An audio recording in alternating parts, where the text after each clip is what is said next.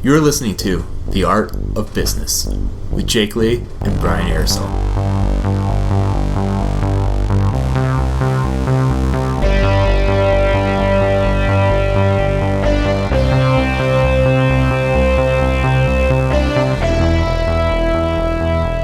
And we're back with The Art of Business. I'm Jake Lee. Brian Aersol, you're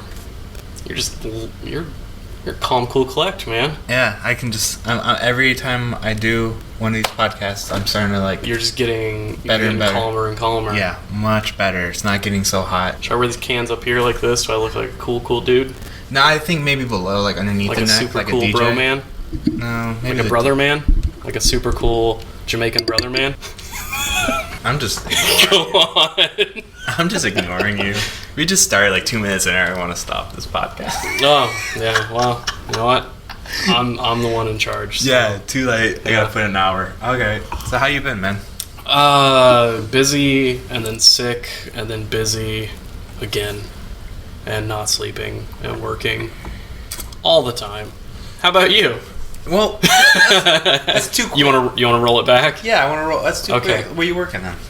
I'm taking all of September off from the day job because I got 3 cons that month: Horror Hound, Baltimore Comic Con, and Lexington Scarefest. 2 horror, 1 comic. And on the off weekend, where I'm not going to convention, I'm going to Cleveland for a concert. So I'm traveling every single weekend in September. Wow. Yeah, living that Epion life. No. Living that for 1 month. Yeah, living that like traveling life more. It's a trial run.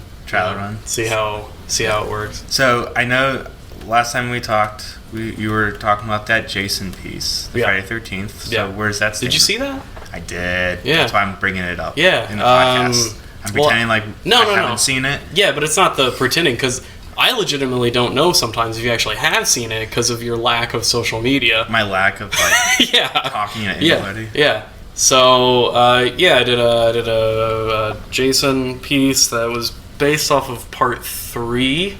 Yep. 3D.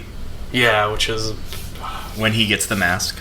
Yeah, it's probably my second favorite Friday the 13th. I think part 4. Part 4 is your favorite? It's probably the best. I think 4, 3, 6, 1, 2. I like 2 a lot. And then it just kind of scrambles up from there. But that's okay. Yeah. Yeah. You know what? My favorite one's Jason X. I love Jason X. It's got really fun design and kills in it and stuff, yeah. I just like it was like... It's inventive. Yeah, it's like, let's go future and let's give him a metal mask because... Because why the fuck not? Yeah. Yeah. They need to put him in the game. I think it'd be great. Yes, they will. Yeah. And let's put like some stoner dude that looks like Jason Mewes in it. Right. Right. And then they put another stoner dude in Freddy vs. Jason that looked just like Jason Mewes as well. Yeah. It's weird. He should have got some look rights. Yeah.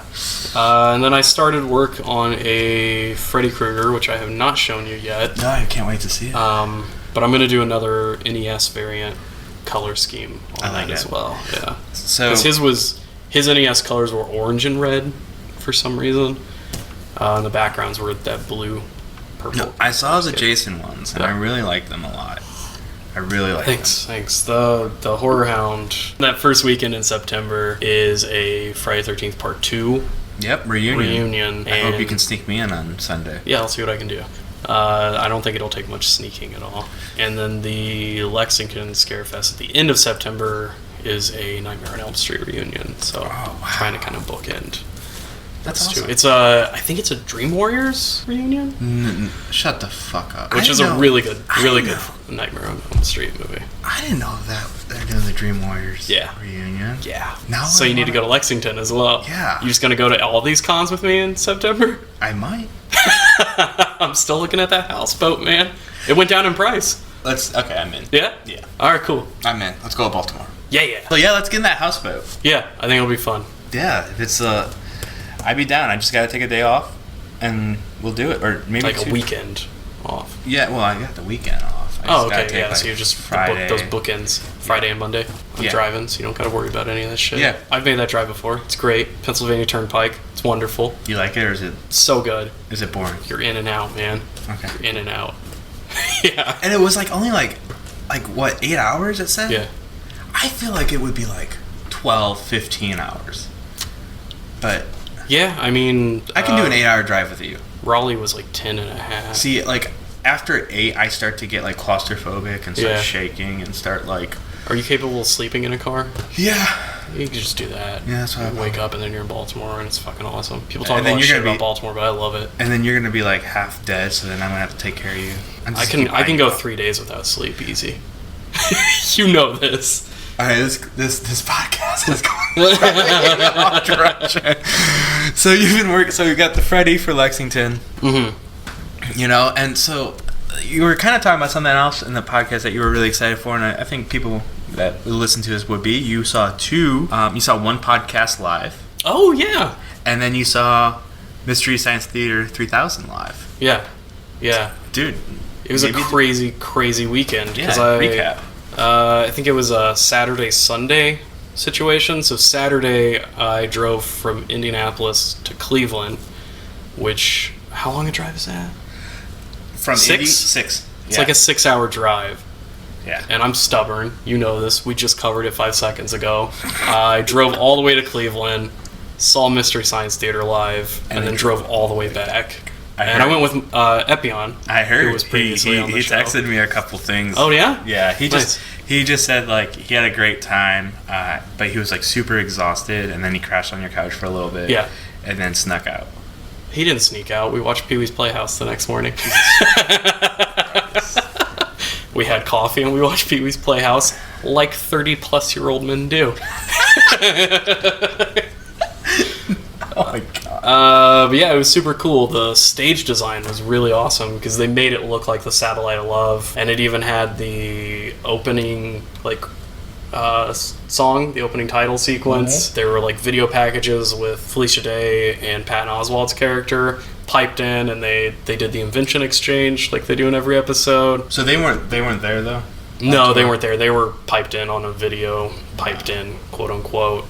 And then whenever they would get movie signed, they would run around the screen, which was rear projected, and they would sit, and since it was rear projected, it would make the silhouettes of them. That's awesome. Yeah, That's actually really smart. it was really cool.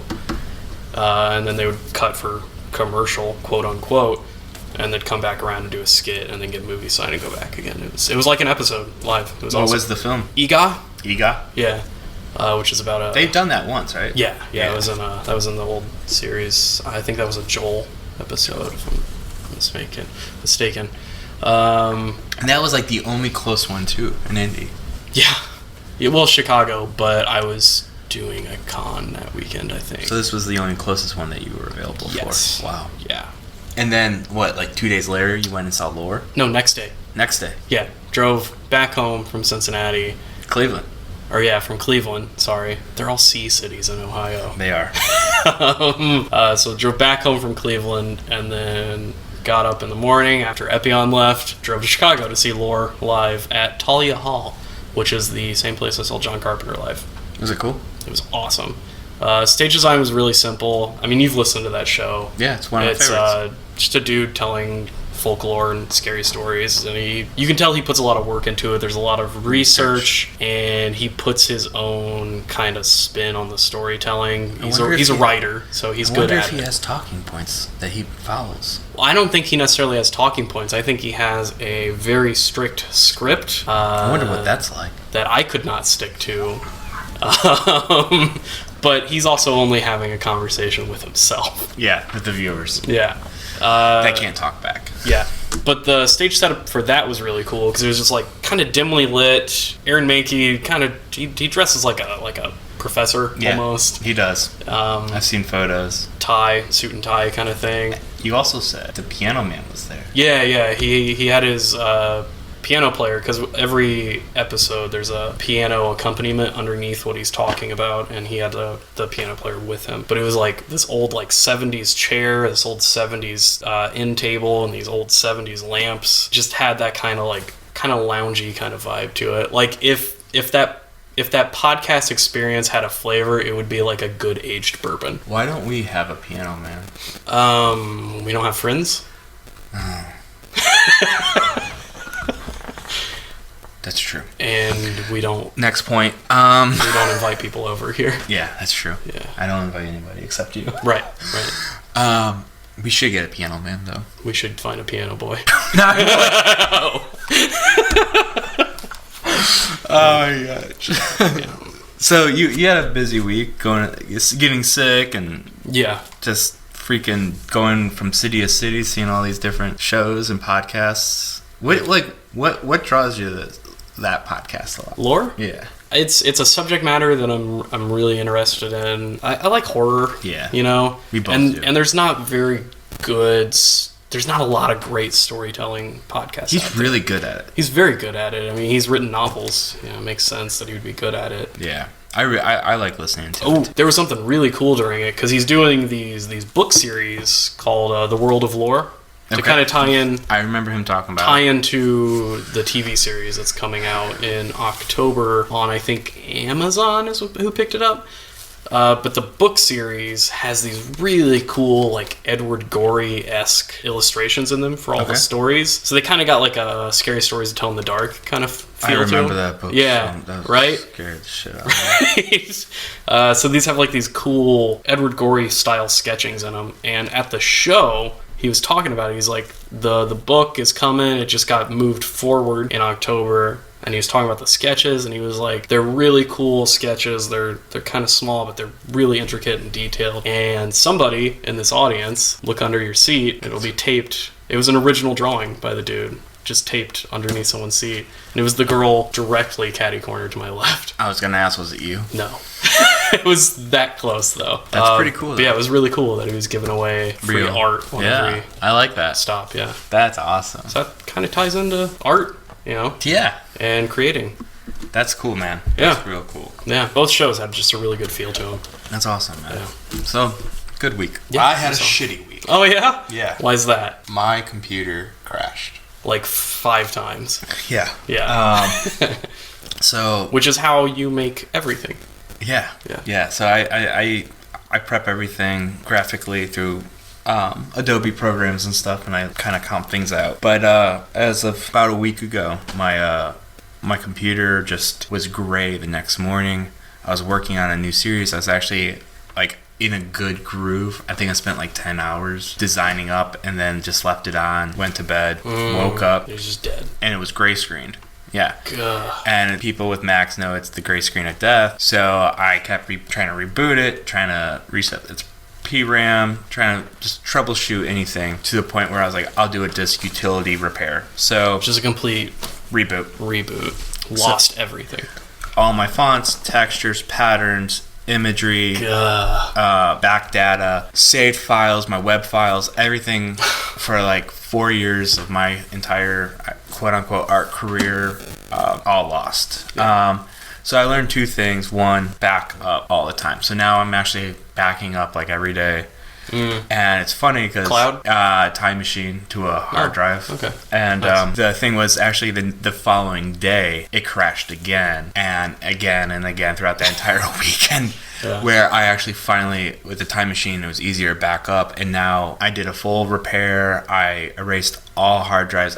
I had parallel, like where a computer can have a Mac and a Windows Oh, yeah. operating system on one computer, and I deleted the Windows Just one. drop that Windows. Yeah. Were you even using it? No. Yeah. So I dropped that, and now it's working fine. But the problem is, all data's gone, all my applications are gone, so I'm starting from scratch. So And you've also, I'm sure, got it in the back of your mind of like, well, this could happen anytime. Yeah. You know, who knows? yeah. So I mean, I'm backing up now. I'm starting to getting font. I mean, like I've had hard drives with all the fonts on it and some textures and stuff, but not. I'd say like I probably have like 30% saved on jump drives and hard drives, backup disks. Yeah. So I'm putting that in. So like this whole entire week was just Recoup. recouping, adding fonts, getting the textures again. So I've been working on restarting the series again. I was 3 paintings in, and now I'm 2 paintings in. So It's not bad. no, it's not bad. I think I'm gonna do one more probably tonight or tomorrow, and then just start going at it this week. Cause I have Penrod in like whenever you have that Horror Hound. Oh, that first weekend. in Yeah, of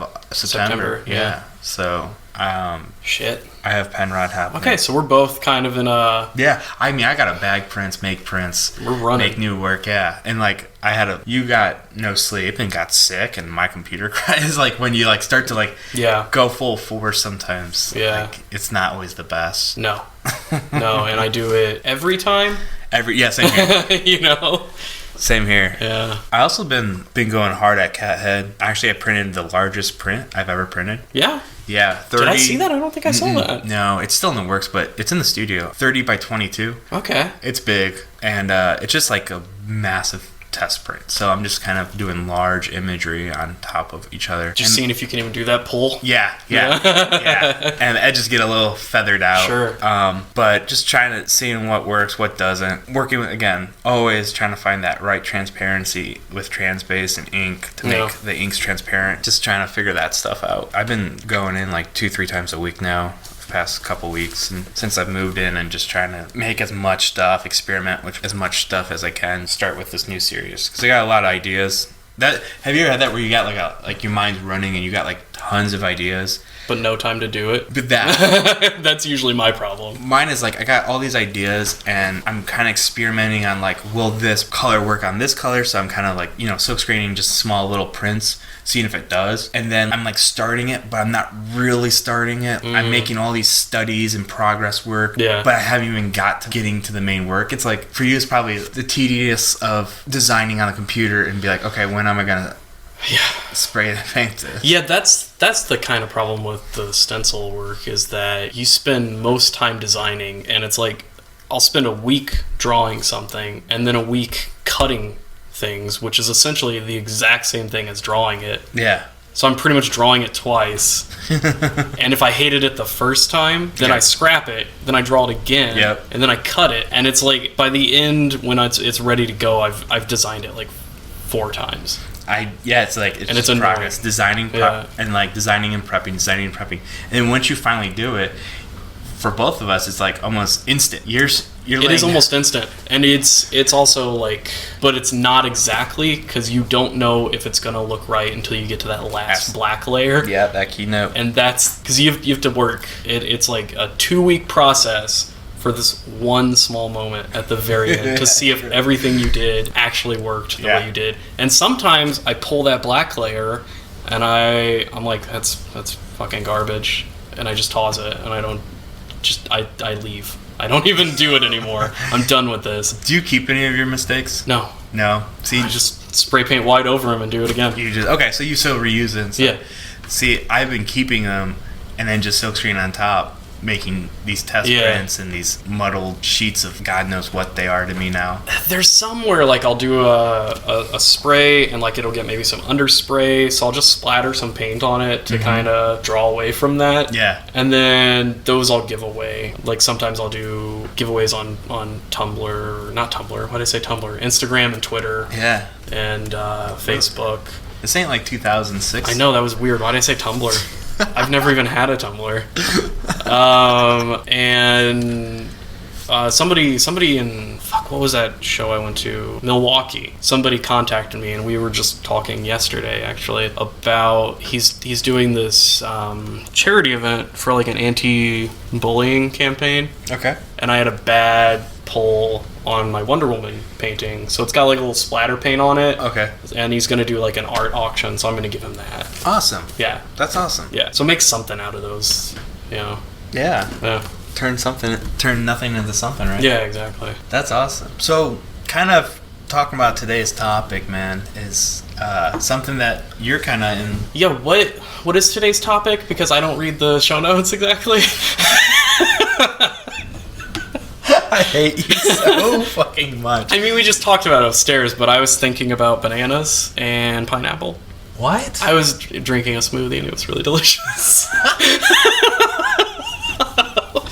See, okay, so last time I talked to you, okay, you were talking about, I edit this, I put it up on the website, I put it in this. I think I threw out a number. Yeah, and then I'm like, well, I make like 80-20. Yeah, 80-20, you fucking asshole.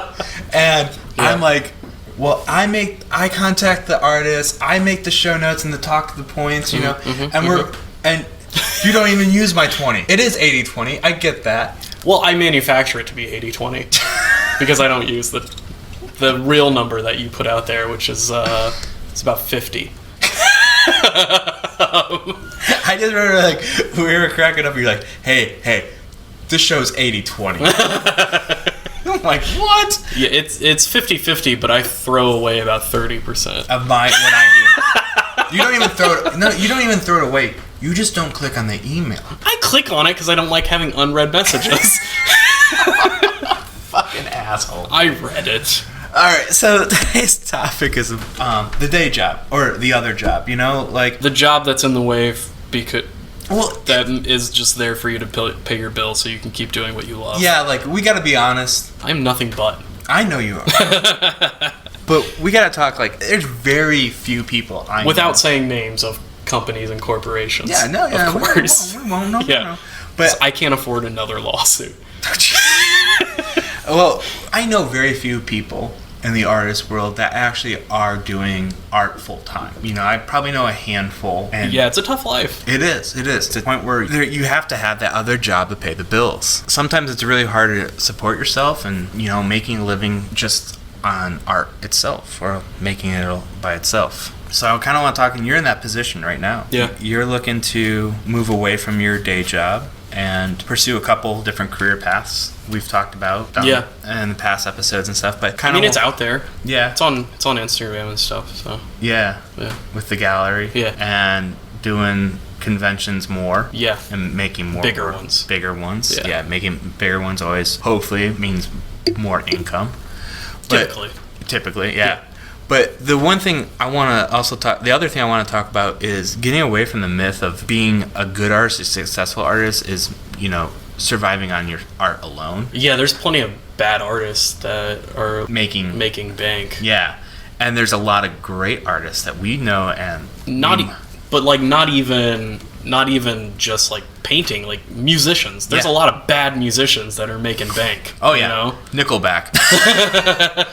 But like most country. Yeah, and like there's a lot of great musicians. Like I just saw some local shows these past couple of weeks, you know, and I stand there and I'm like, man, these guys are great, and I'm surprised that they're only playing the 20 people. They should be playing the 2,000 people or 200 people. It's just like, to get in that field sometimes, you got to move, shake, you got to know people sometimes. And I just want to get away from that myth that if you're not making a living off your art, doesn't mean you're not good. Like, you are good. Yeah. I mean, it could be like you're not going to the right venues. Yeah. Maybe the venues aren't promoting it well enough. Yeah.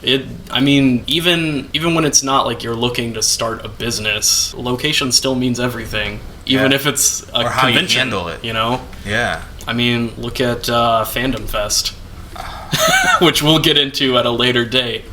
When we have some people on here. Yeah. You know, it just like, it kind of, I really have had this in my head where I have a day job. I work 40 hours a week. Yeah, this is actually kind of interesting because, I mean, without saying the jobs or anything, you've managed to follow a career path that still has a bit of a creative output. Most definitely. Yeah, it's very creative. Mine is not. Yes. And I just work retail.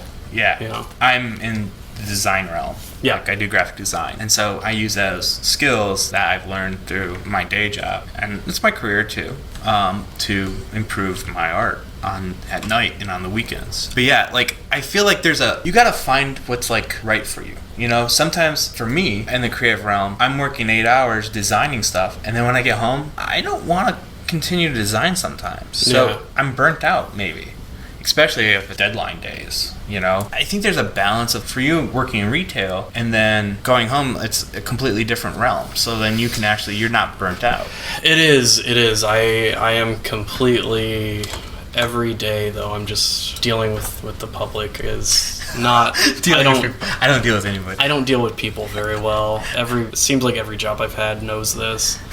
But the person you see now and at conventions is a completely different person that you would see if you came into my job. I am kind of just angry, non-responsive, and I'm just floating by, man. Do you think that your experience in retail and working with people, even if you don't like it, has helped you when you do the cons? Oh yeah, yeah. I mean, same thing that Epion and Katrina were talking about before. It helps. I mean, I've sold many items through that store that are thousands of dollars, singular items that are thousands of dollars. And I mean, people don't go into a bookstore expecting to spend thousands of dollars. So I mean, you've got to do that hustle, definitely. Yeah, that's some takeaway. Yeah. I mean, like, I don't work with anybody, people-wise. God, sounds awesome. It has its moments. And, you know, with now, we have a team, and a small team, so outside of that team, I don't really talk to anybody. With that being said, I'm not really good with talking with new people, trying to sell something to somebody. Yeah. As you know. I think it was, I think Frank Zappa said, like, art is something that nobody needs. So if you go into any kind of sales pitch knowing that nobody really needs what I'm selling, that's your job, is to actually sell that piece to them then, you know? Yeah, I like that. Yeah. I mean, you need it because it's a good creative and expressive output. And people can reflect on it and see themselves in it. But at the end of the day, nobody goes, like, you're not just like, fuck, it's art day.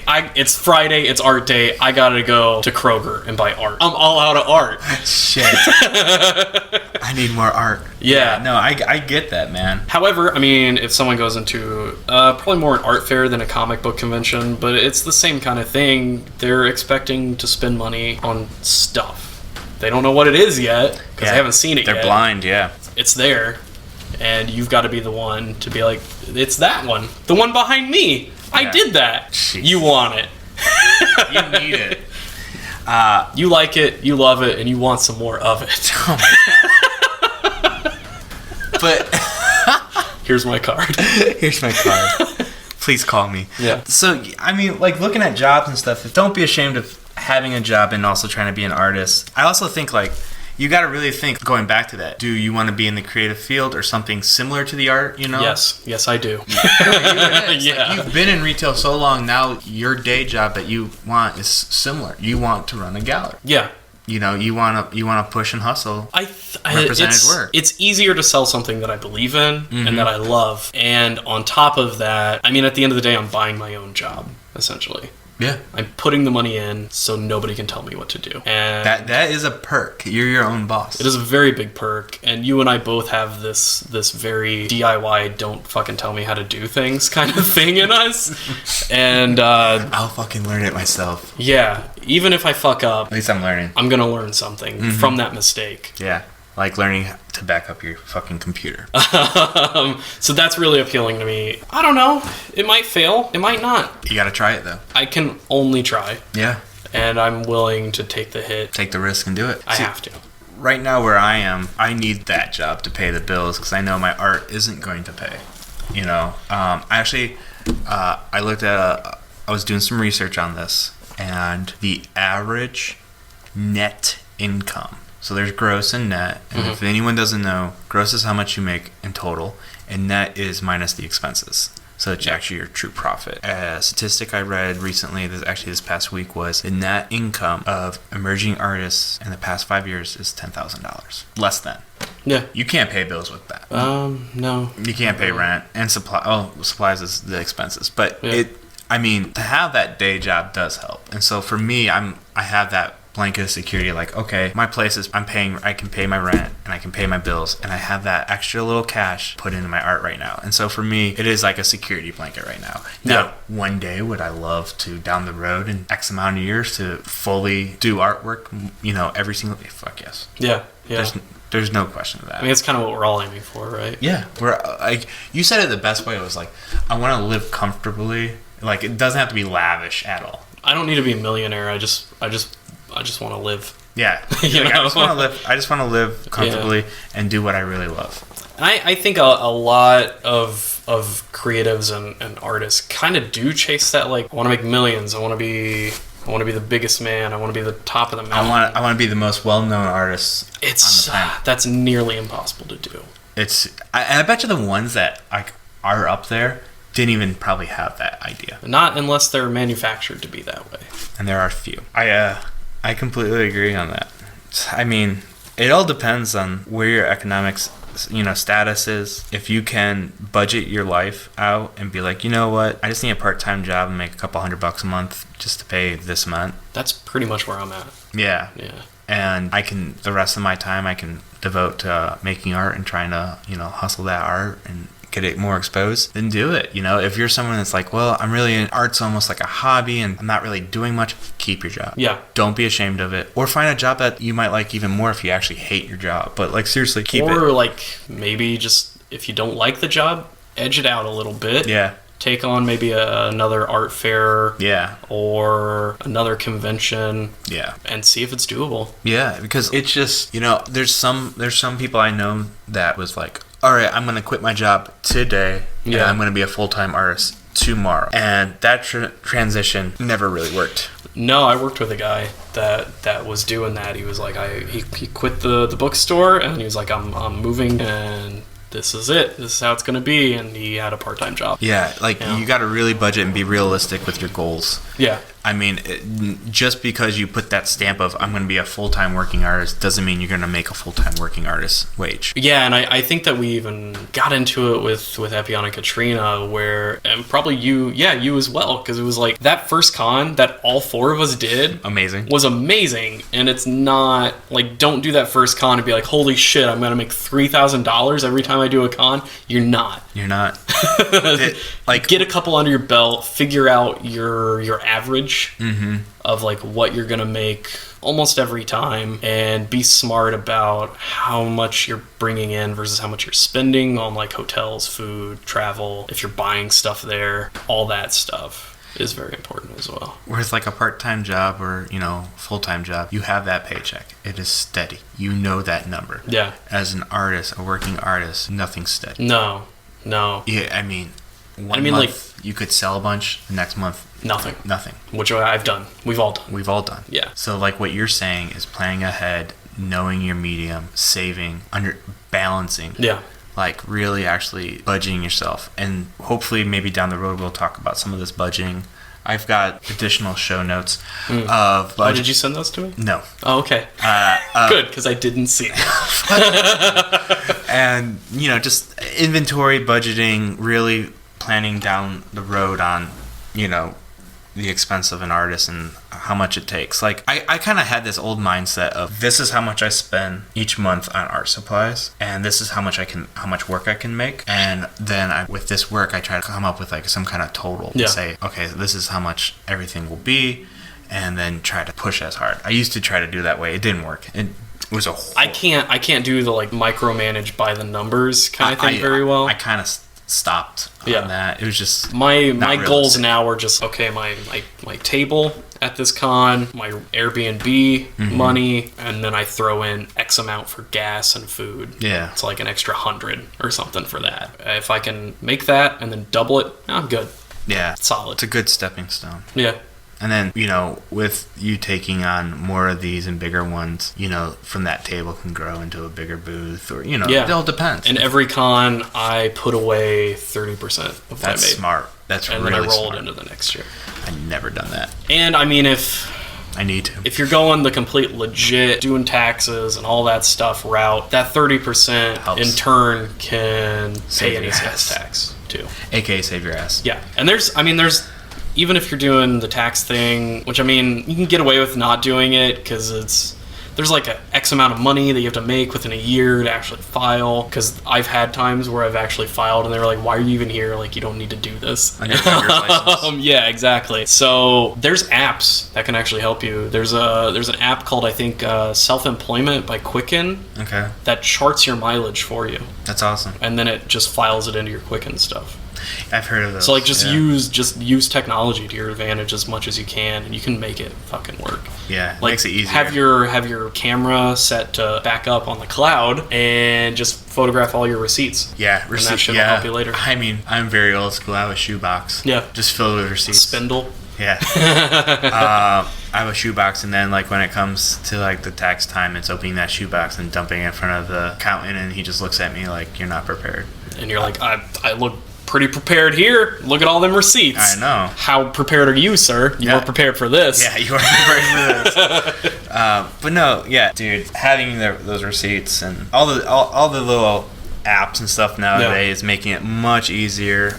There's benefits to doing the filing and then not filing. There's the pros and cons. Yeah. I mean, if you don't make enough and you don't file, you get a little bit more money. If you do file, you can write off your travel and your supplies. All your supplies as well, which is pretty cool. What I do is mine was all my supplies, booths, my studio, everything. Yeah. But you got to show proof. I mean, there has to be proof to it. Yeah. Being self-employed, it's a tough task because not only are you like the salesperson, the artist, you're also now your HR. Like, I mean, you're gonna have to schedule it out, and you're really gonna be like 5 or 6 people in one. Yeah, but it's doable. It is. I mean, there's many people that do it. Yeah. And not just in the art realm. Everywhere. No, yeah. There's self-businesses everywhere. Yeah. Look at those weird shops on the side of the highway that are like cash for gold, and like think about that. Think about it when you're like, how am I going to do this by myself? And then look at those shitty shops that are on the side of the road. And they're doing it. They're doing it. You gotta have that mindset too of being ready and prepared, because like right now I'm not. I thought I was when I started the gallery, and it ran really well, but afterwards I was just like, fuck it, I don't want to take this any higher right now. I just want to. Yeah, but that wasn't necessarily you. That was situations that came. Yeah, I mean that had to do with property management. Yeah, and then I was just like stuff. I kind of like. Okay. Stress as well. Yeah. Lots of stress. But, overall with the day job, you got to decide what's best for you. And remember, it's just a day job. It's not your real career. It's not your passion. Yeah, and stay focused. Unless it is, then, keep doing it. Yeah. And stay focused and understand that it doesn't dictate your identity. Just keep in mind, it's just a day job, and really focus on what you really want to do. That's it with the day job stuff. That one was pretty quick. We both have jobs, but you kind of take that. I've been on my way out for months, man. Yeah. I mean, once with... And I'm pretty transparent about it with them as well. Yeah. And with, the podcast keep moving down, we'll keep hearing a progression of how you're doing. I think that's kind of interesting. It's a good little case study. You're like a guinea pig. Dude, yeah. A new thing hit me the other day. I keep getting these ideas. Fucking high-end art books, dude. Why don't I sell those too? Zines, I mean, I was already going to do zines and local. High-end. Like figures and zines and sculptures and stuff. I want to do those too, but I also want, Titan Books is putting out The Thing art book. Okay. Which has got Jason Edmondson stuff in it. It's all the Mondo guys. Did a bunch of art prints for The Thing. I want that. I want those Crazy for Cult books. I want Scott C's books. I want all of them, man, because you can't find those anywhere except for Amazon. No, yeah. Oh. So recently I actually talked to a art corporation that sells artwork in business places. Oh, yeah. And my stuff wouldn't work for that. I get that. Other people's would. Yeah. And so funnel them through. Well, the thing I saw was an example, which was I visited the studio actually last week, and I should have put this in earlier the podcast, but it's all right. It works. It's blending in. Yeah. We're kind of in a free form moment right here, man. We are. It's all good. So the book was... we're past your talking point. Now we got to kill 50 minutes. 50? Fuck. So 40 or 30. Really. So this book was kind of cool. So I had the rep's name on it, and not even it had an interior designer or whatever. Yeah. But in it was just a small square book, and it had one piece per page and probably 300 pieces, and it was a catalog. It was just for businesses. They're I want that. Yeah. Cool.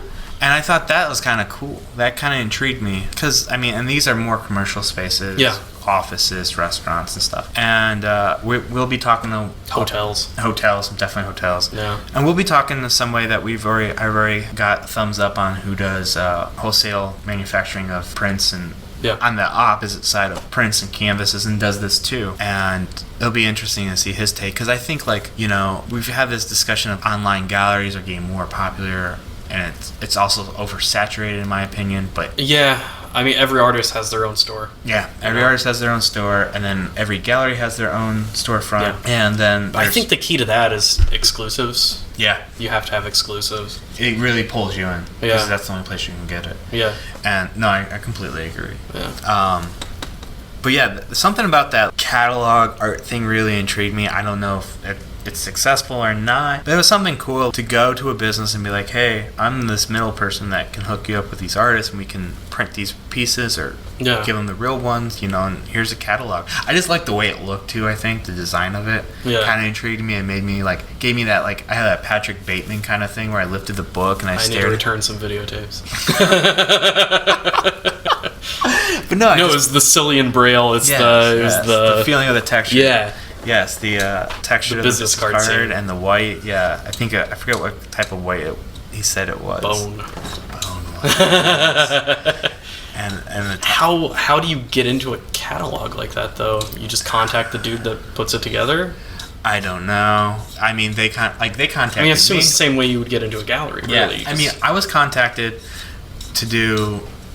I'm still waiting. It's taking longer than I assumed, but I was contacted to be in some office spaces. Like, they would actually buy my work Oh, and put it in their office spaces. That's but it was cool. through this corporation, this company. yeah. And so I'm waiting to hear back. I gave them some prices and stuff, but you know, it's all business and deals, and I don't deal with that. I haven't been that person. I need to. I'm still waiting back. It's been about 2 weeks to hear back from if they're still interested or not. I feel like it's dead, but Possible. Sometimes that happens. yeah. But like the thing of to make a book with a bunch of work that you represent or that you can, you know, your permission to print, they get a cut or they get full or whatever the pricing is, whatever the negotiation or deal is. But the funny thing is, like, these corporations that like want this work or whatnot, they buy the book. So like there's no, from what I heard, they come to you and they're like, we're interested in some of the work, and they're like, yeah, just buy the catalog and then you have the catalog for good or whatnot, so it's yours.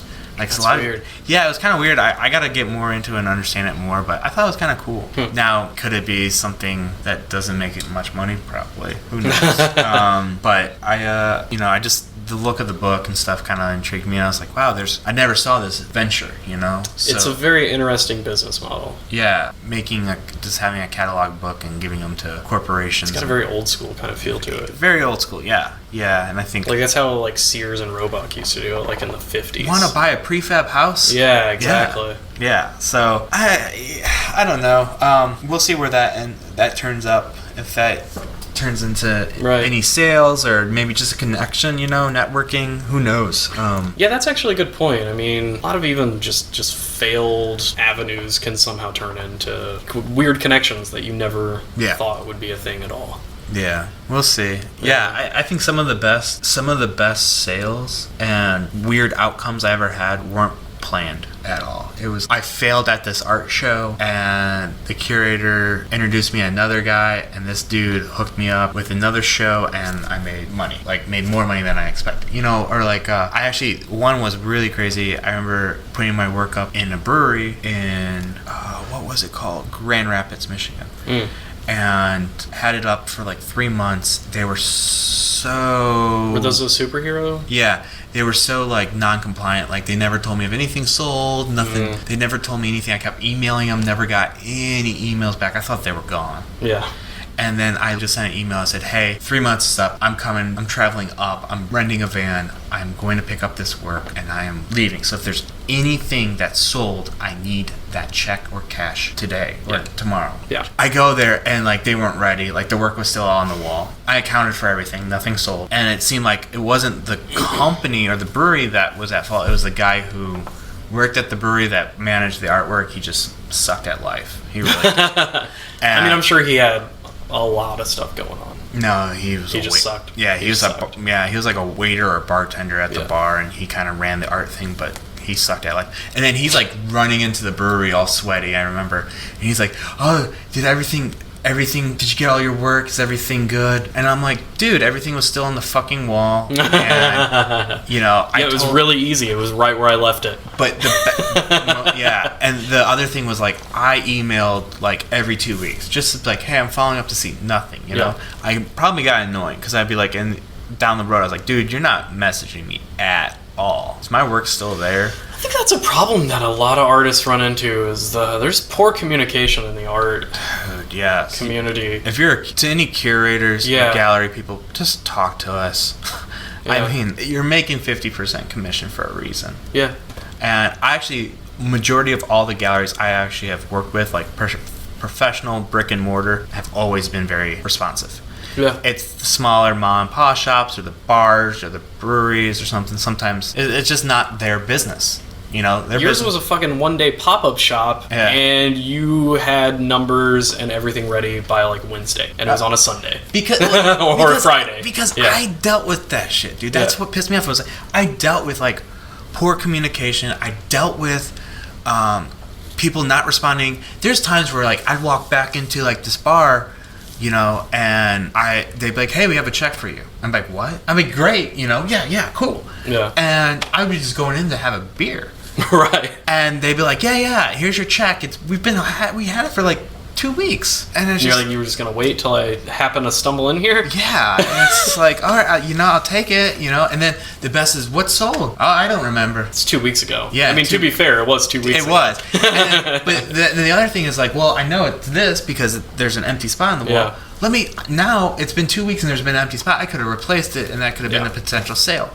Yeah. So like, and for both of us, because they make a commission. So it wasn't just putting it up for the benefit of myself. I mean, I gave them a cut, you know? So like when I did my pop-up shops, I was like, communication was key. Making them feel comfortable was a key. And getting them paid quickly was a key. You know, I wanted everything. Like I said, when I ran that little pop-up shop, I was like, I want it to be like a place I would want to show my work at. Yeah. You know, and, you know, going back to that brewery, and I'm not going to say it because they actually probably are cool people and everything, but whoever worked there, he sucked. He sucked so bad. And I know every artist has had that situation where you're kind of skeptical of having your work hanging, and you just don't know what the outcome is going to be. You don't know if, like, the dude's just going to give the work away. You know, I've heard horror stories like that. Yeah. You know, where the work someone's work gets stolen off the wall, and then like they're like, oh, well, tough shit. You know, we're not insured by this. So, yeah. to be fair, going back to what my original point was, like I got my work, everything was intact, everything was fine. I threw it in a van. I mean, there was people in benches, like the 4-person bench dinner table area, yeah. and like, you got to get up. I got to get my work because I'm done. Like I've communicated so professionally on my end, and this dude couldn't take 20 minutes to pull down the work. So in the end, grab all my stuff, fucking bail, get a phone call, and it was a bar that went to that brewery, liked my work a lot. Okay. Oh, and the other thing was this brewery said they would make ID tags. Oh, nice. For the name and prices. Never put them up in 3 months. Lovely. So then nothing sold. Right. So that was wonderful. So he's like, I had to hunt down who you were because I had to ask the bartender and they had to ask somebody. And he says, would you like to show in my bar? Sure. But please don't be like them. 2 weeks later, I sold 3 4x4 paintings and made more money than I would at my day job in a month. So sometimes these shit jobs turn into great jobs, but I mean, it's all a gamble. Like, if you really think about that, though, it really is a gamble. Like, you're putting your work up in an establishment that, you know, I've had establishments that have been awesome, amazing. I've had establishments that have been like, just put it up and we'll see you in like 3 months, you know? And to them, it's just filler. It's just stuff to put on the wall. Yeah, which is cool, which is a great opportunity. It's exposure. Yeah, there's one, and I'll say it. Plus, it's stuff you don't have to hold on to. Yeah, so and I'll say one was like when I got into indie, Pure Eatery rocked it for me. Yeah. They were great. Mike Graves was great. Mike's great. Yeah, so putting that work up all the time was great. And then I did some independent ones, especially that Grand Rapids one, and some in Toledo and Cincinnati and stuff. But you never really know. It's like like rolling the dice of you're gonna put it there, and I have to travel, put it up. I won't see it for 3 months. Hopefully they'll contact me, and in 3 months at a date that we'll hopefully exchange emails. I'll come back and everything's there. Yeah. Or I come back and some stuff's sold, and I have a check that's written in my real name, and they spell my fucking name right. Yeah. So I don't know. Have you ever had anything like that? Yeah, a few. I think I've still got stuff up in places. I just don't even look into it. Just, you know. I think I had like 2 or 3 paintings, and they're nothing that mean like they were just out there in the world. They're out at like a shop. Yeah. In downtown that I haven't seen in 3 years. I don't even know if that shop's open anymore, and I'm kind of like, And it was a friend of mine, so yeah. But if he wants them, if he's taking care of them, I guess whatever. Yeah. I mean, there were like more practice things more than something like I would actually call painting. I don't. Nothing you're gonna tour art fairs with, really. I don't even have it on my site. I don't have it anywhere. Yeah. Yeah. So. Yeah, I was talking to my roommate because he goes to the casino and plays poker like every weekend, and I was like, at the end of the night, he and I kind of do this thing that you and I are doing, where we're just like, where are we at in life and what's going on and how we're going to progress and make things better. Yeah. We were having breakfast yesterday, and I was like, man, what you and I do are pretty much the exact same thing, because he has to go to Cincinnati, play poker every single time, or out of state. Indiana has weird laws. Mm-hmm. It's all video poker. It's better to play a game against a real person. Yeah, he won't play against the computer. No, I wouldn't either. But so he has to travel. He has to pay money to get into these tournaments. He might not make that money back. Yeah. Or he might cash and make a profit. Yeah. It's the exact same thing that you and I do. It's a gamble. It is a gamble. And I mean, it's a calculated risk. He's actually gambling. Yeah. Which, I mean, in a way we are too. So. Yeah. And I have nothing against any establishment that allows art on the walls. Actually, I promote that 100%. I wish all bars, all restaurants had original work. Had original artwork for sale by local artists or any artists. Not just like photographs of a city that you bought at IKEA. Yeah.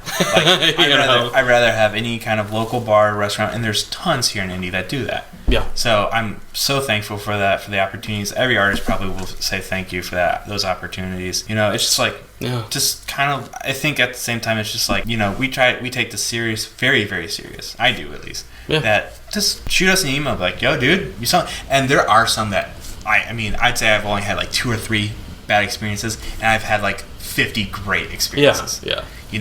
So it's not all the time. I've had the 2 or 3 were like with the beginning of like when I started painting too. And then since then, everybody, like, I kind of like get to know the owners or get to know the bartender, and then they'll even personally text me and be like, hey, just want to let you know you sold some stuff. Actually, it was funny. It was one time I got from Pierre, and they shot me a text, and they're like, hey, you sold some work. And I'm like, I'm not up there.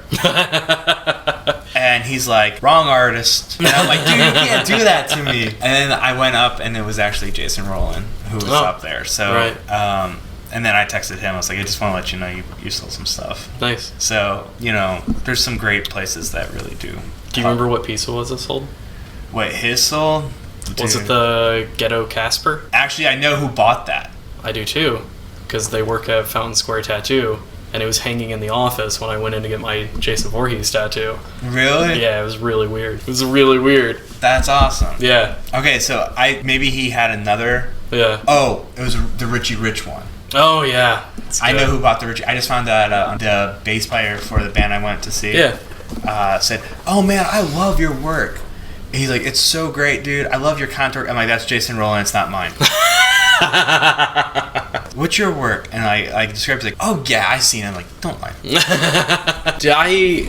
I was out yesterday and I walked by someone wearing a Notre Dame shirt. Yeah. And it was the Grateful Dead skull. Okay. With the circle, and then it had the Notre Dame logo in it, and I thought, man, even Notre Dame's ripping off Roland.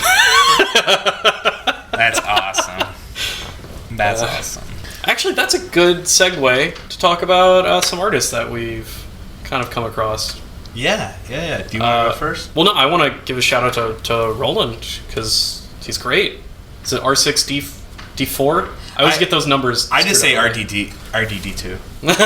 I think it's R6D4. Yeah, it's R6D4. His tag name. His tag name, and he's great. Yeah. Look him up on Instagram, because he's making new stuff. Is he?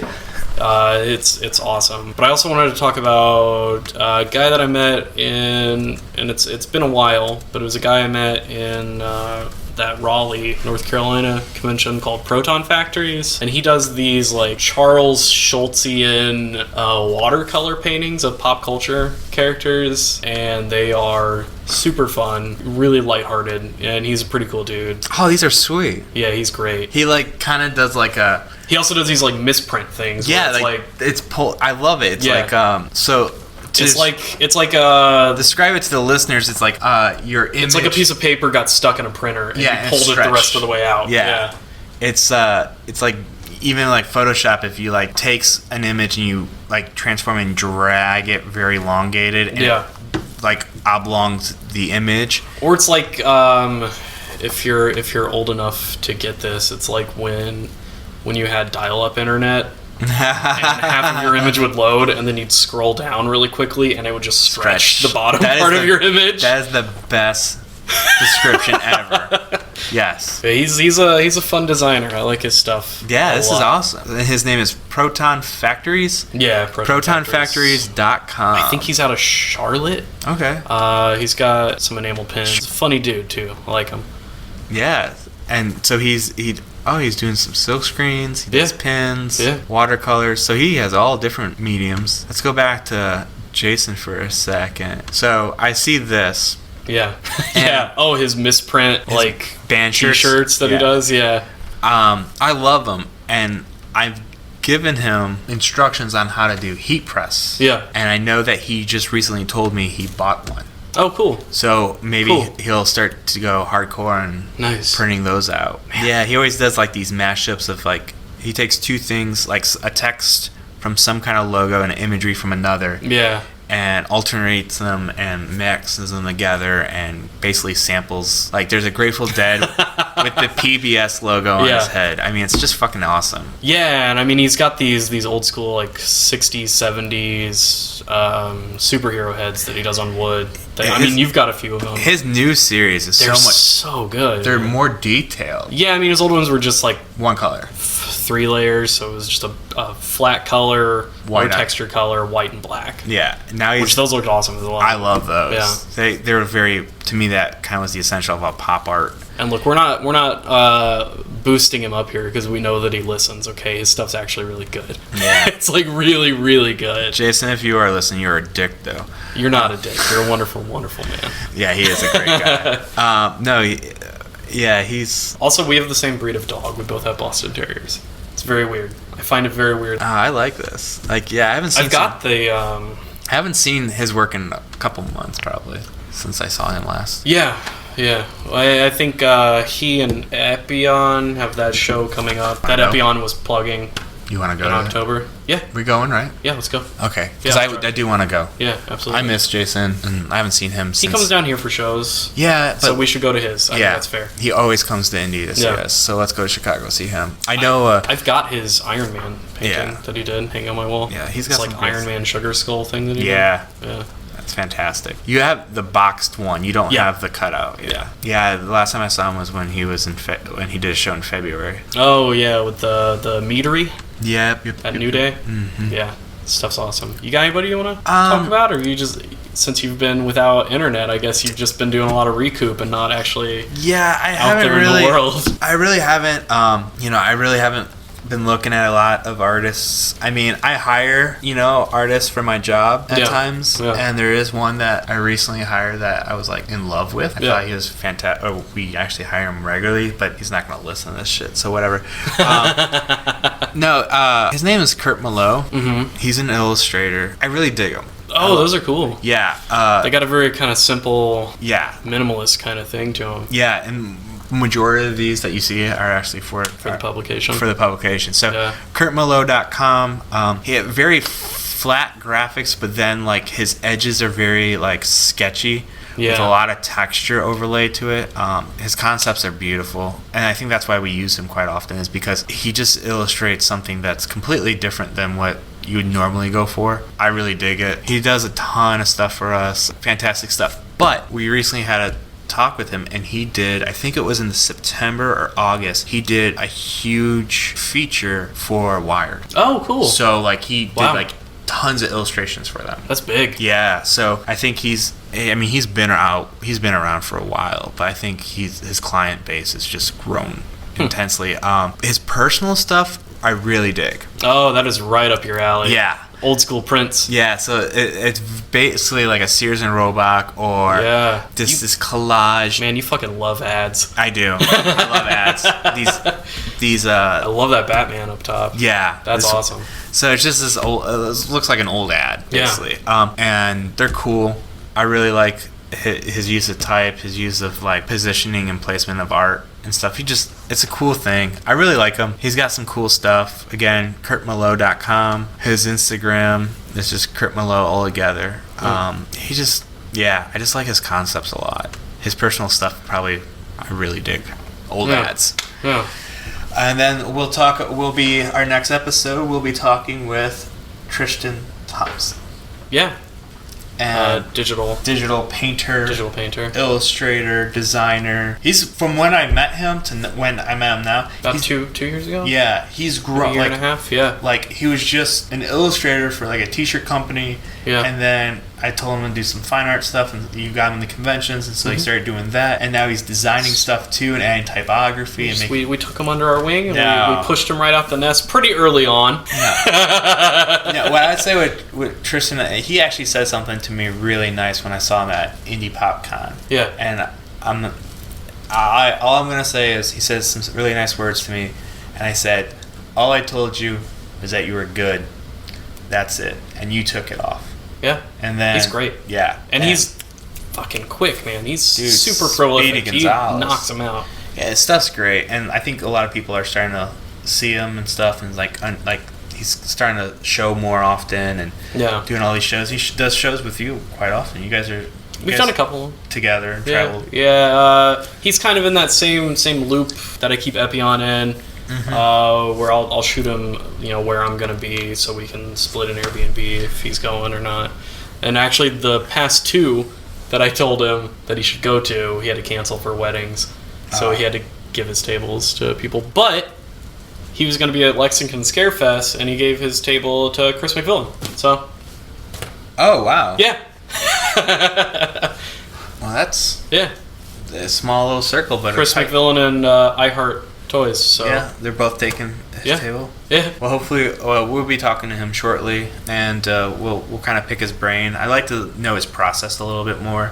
I would like to know about Twitch a little bit more. Yeah, he's starting to do a lot of Twitch. Yeah. He's doing live Twitch streams. I want to know, I kind of want him to bring his little monitor and kind of do a little demo. Maybe we can record it or something visually. That'd be cool.